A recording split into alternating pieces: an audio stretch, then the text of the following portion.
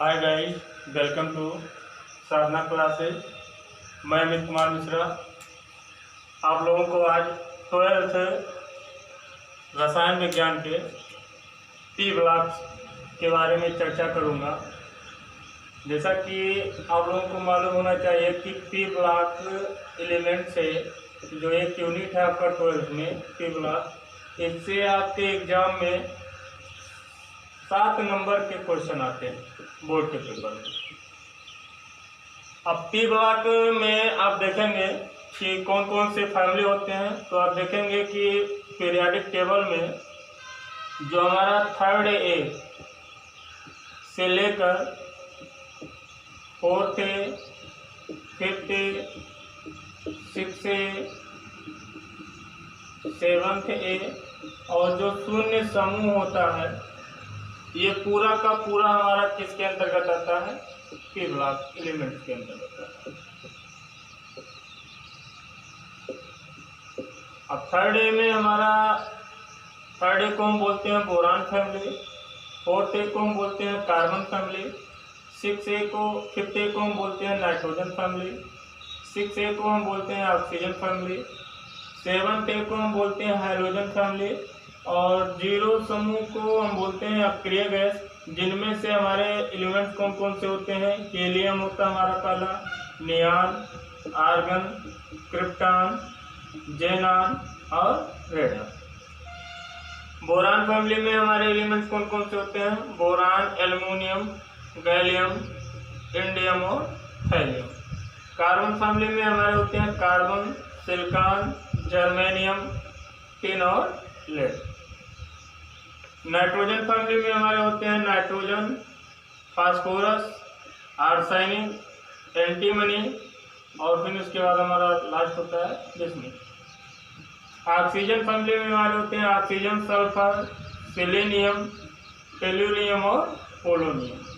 Hydrogen family में हमारा पहला होता है फ्लोरीन, क्लोरीन, ब्रोमीन, आयोडीन और एस्टेटिन। ये पूरा का पूरा हमारा क्या होता है? पी ब्लॉक एलिमेंट्स के अंतर्गत आता है। अब पी ब्लॉक एलिमेंट्स में आपको 12th में पढ़ना क्या क्या है, यानी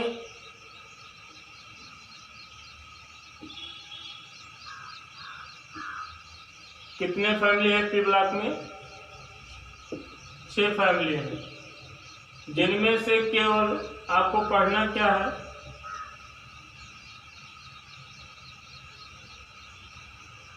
बोरान फैमिली और कार्बन फैमिली, ये आपके 11th के सिलेबस का है, इसको आपको नहीं पढ़ना है। पढ़ना कहाँ से कहाँ तक है? नाइट्रोजन फैमिली से अक्रिय गैस तक यानी शून्य समूह तक पढ़ना है।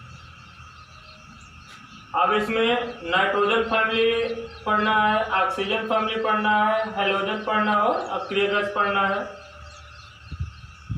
अब बात करते हैं कि पहला जो पी ब्लॉक में 12th में आपको फैमिली पढ़ना है, वो पहला फैमिली आपका है क्या? Nitrogen family.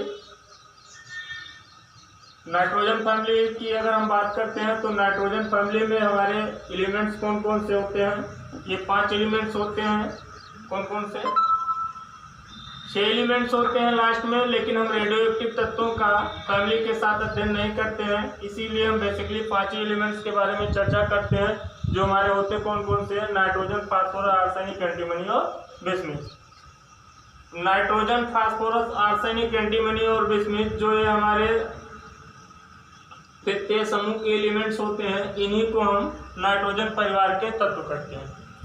अगर आपसे पूछा जाए कि नाइट्रोजन फैमिली में कि नाइट्रोजन परिवार के तत्व से आप क्या समझते हैं, तो आप कह सकते हैं कि दीर्घाकार आवर्त सारणी के पी ब्लॉक के 5th समूह में नाइट्रोजन, फास्फोरस, आर्सेनिक, एंटीमनी और बिस्मुथ, ये 5 तत्व होते हैं जिन्हें हम संयुक्त रूप से बोलते क्या है? नाइट्रोजन परिवार के तत्व बोलते हैं।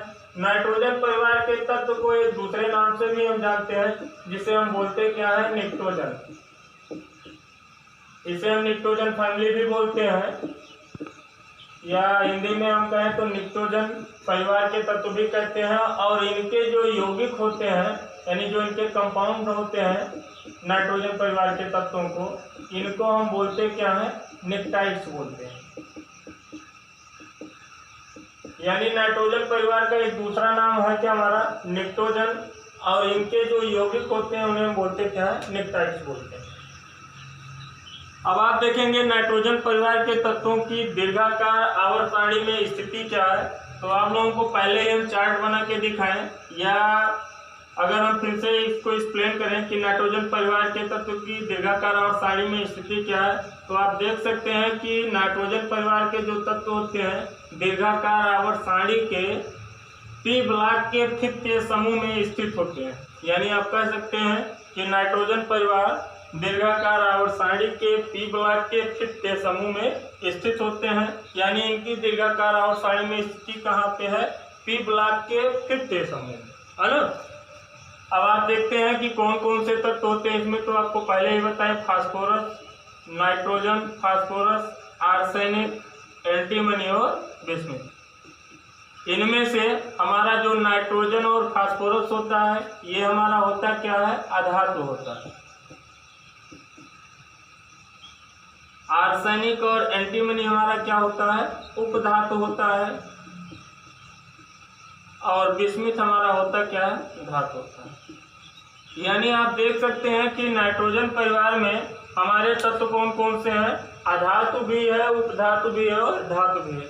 यानी नाइट्रोजन फास्फोरस हमारे अधातु हैं, आर्सेनिक एंटीमनी हमारा उपधातु है और बिस्मुथ हमारा क्या है, धातु है ना। अब इनमें नाइट्रोजन परिवार में पहले तो आप पढ़ेंगे इनका सामान्य लक्षण क्या है इन सभी तत्वों का। उसके बाद फिर आपको बेसिकली केमिस्ट्री पढ़ना है नाइट्रोजन परिवार में, केवल किसका, नाइट्रोजन और फास्फोरस का। नाइट्रोजन और फास्फोरस की केवल केमिस्ट्री पढ़ना है, बाकी आर्सेनिक एंटीमनी और बिस्मुथ की केमिस्ट्री आपके सिलेबस में नहीं है। पूरा का पूरा केवल आपको फोकस किस पर करना है, नाइट्रोजन और फास्फोरस में। अब नाइट्रोजन और फास्फोरस में पढ़ना क्या क्या है, तो नाइट्रोजन पहले तो आप इन सभी इन परिवार के तत्वों के सामान्य लक्षण के बारे में पढ़ेंगे, फिर इसके बाद इसके रासायनिक गुण के बारे में पढ़ेंगे, यानी केमिकल प्रॉपर्टी पढ़ेंगे, इनकी उपलब्धता देखेंगे। उसके बाद आपको एक एक करके नाइट्रोजन के बारे में पढ़ना और फिर फास्फोरस की।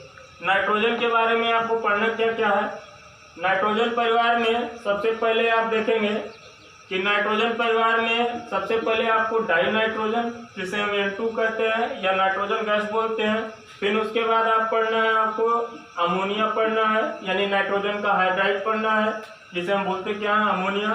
फिर इसके बाद आपको पढ़ना क्या है, नाइट्रिक एसिड। जो एग्जाम के दृष्टिकोण से ये नाइट्रिक अम्ल आपका बहुत ही इम्पोर्टेंट टॉपिक होता है। बार बार आपके पेपर में नाइट्रिक अम्ल के बनाने की प्रयोगशाला विधि पूछा जाता है। फिर इसके बाद आपको फास्फोरस में पढ़ना क्या है, फास्फोरस में सफेद फास्फोरस यानी P4। फिर इसके बाद आपको पढ़ना फास्फोरस का हाइड्राइड यानी PS3। फिर इसके बाद आपको पढ़ना क्या है, ऑर्थोफॉस्फोरिक अम्ल नहीं H3PO4। ये आपके बहुत ही इंपॉर्टेंट का नहीं है, लेकिन फिर भी या फिर इसके हाईलाइट दो हैं PCl3 और PCl5, ये आपको पढ़ना है। अब इसके बाद आप देखेंगे कि नाइट्रोजन परिवार के तत्व में नाइट्रोजन और फास्फोरस के केमिस्ट्री में आपको इतने पढ़ना है, लेकिन इन सबसे बहुत ज़्यादा इम्पोर्टेंट के क्वेश्चन PCl3 और PCl5 से नहीं आते हैं। बेसिकली आपको नाइट्रोजन में NH3 सबसे ज़्यादा, HNO3 सबसे ज़्यादा इम्पोर्टेंट है, जो इसके केमिकल रिएक्शन आपके बोर्ड एग्जाम में बहुत बार पूछे जाते हैं, हर साल पेपर में आता है। HNO3 के बनाने की विधि भी आता है। अब आप देखते हैं कि नाइट्रोजन परिवार के तत्वों का हम परिचय देखते हैं, है ना। तो आपको पहले ही बता दें कि नाइट्रोजन परिवार में 5 तत्व होते हैं, नाइट्रोजन, फास्फोरस, आर्सेनिक, एंटीमनी और बिस्मुथ। इसमें एक तत्व नीचे 7वें आवर्त में रेडियो एक्टिव होता है, उसको लेकर 6 होते हैं। लेकिन हम जब कभी भी ग्रुप वाइज अध्ययन करते हैं तो रेडियो एक्टिव तत्वों को सम्मिलित नहीं करते हैं। तो वैसे देखेंगे तो नाइट्रोजन में 6 तत्व होते हैं नाइट्रोजन परिवार में, रेडियो एक्टिव को हम छोड़ के बाकी 5 का ही अध्ययन करते हैं, है ना।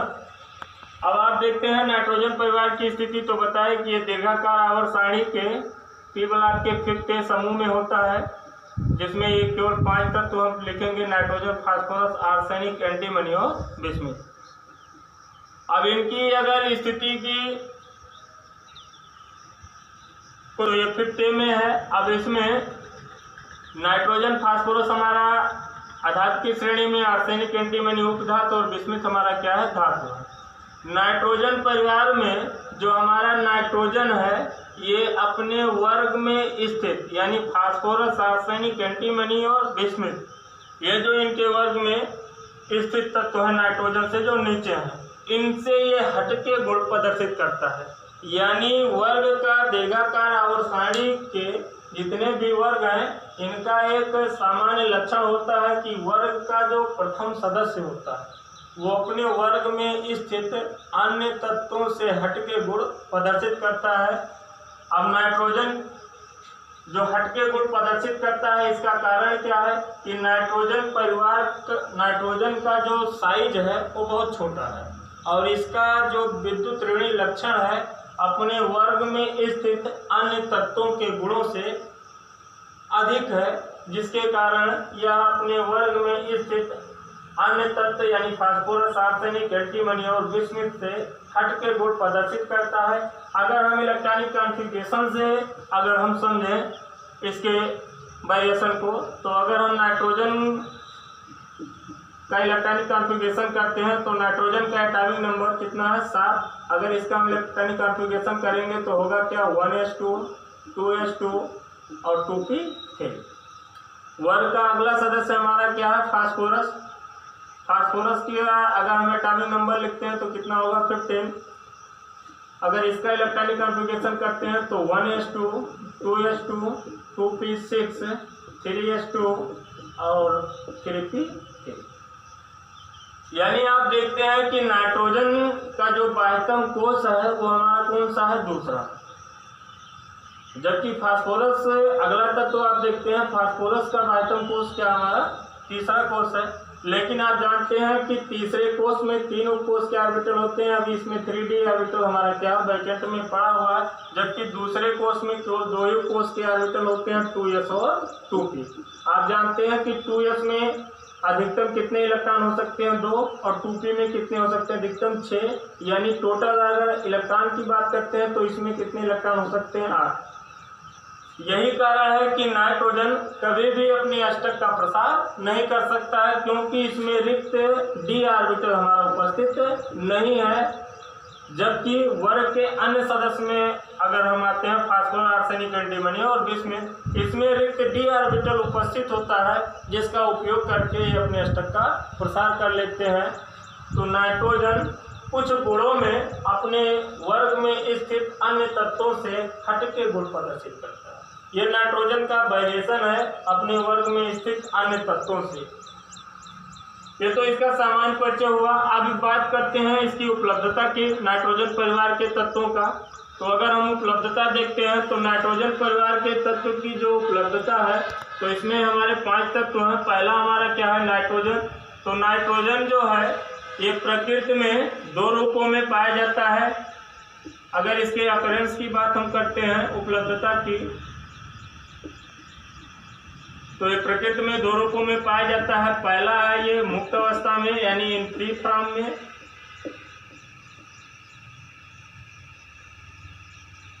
में, और दूसरा क्या है, इन कंबाइंड फॉर्म में यानी संयुक्त अवस्था में। नाइट्रोजन जो है यह मुक्त और संयुक्त दोनों अवस्थाओं में पाया जाता है। मुक्त अवस्था में ये वायुमंडलीय गैसों के रूप में यानी एटमॉस्फेरिक जो हमारे गैस होते हैं यानी वायुमंडलीय में, ये हमारे आयतन के अनुसार जो वायुमंडलीय गैसों का है उसमें 78% के रूप में आयतन के अनुसार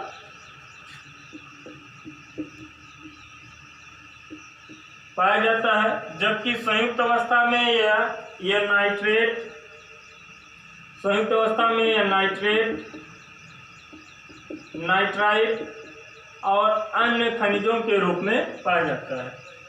जबकि अगला हमारा फास्फोरस, ये केवल संयुक्त अवस्था में पाया जाता है। फास्फोरस, आर्सेनिक, एंटीमनी और बिस्मुथ ये बाकी के जितने भी सदस्य होते हैं ये सभी किस अवस्था में पाए जाते हैं, संयुक्त अवस्था में।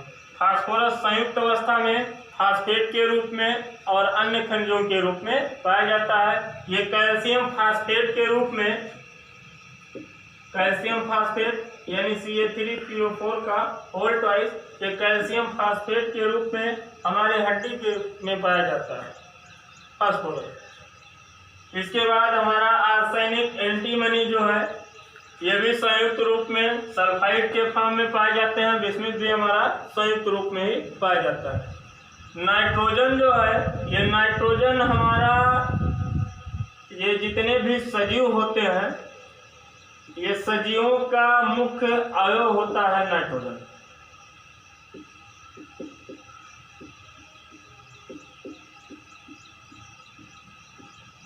नाइट्रोजन जो है ये सजीवों का मुख्य अवयव है।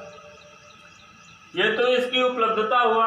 अब इसके बाद इसके आते हैं सामान्य लक्षण के बारे में, जो आपको अगले वीडियो में इसके सामान्य लक्षण, इसके केमिकल प्रॉपर्टी, इसके यौगिकों के बारे में आपको अगले वीडियो में हमारे मिलेगा। तब तक के लिए जय हिंद।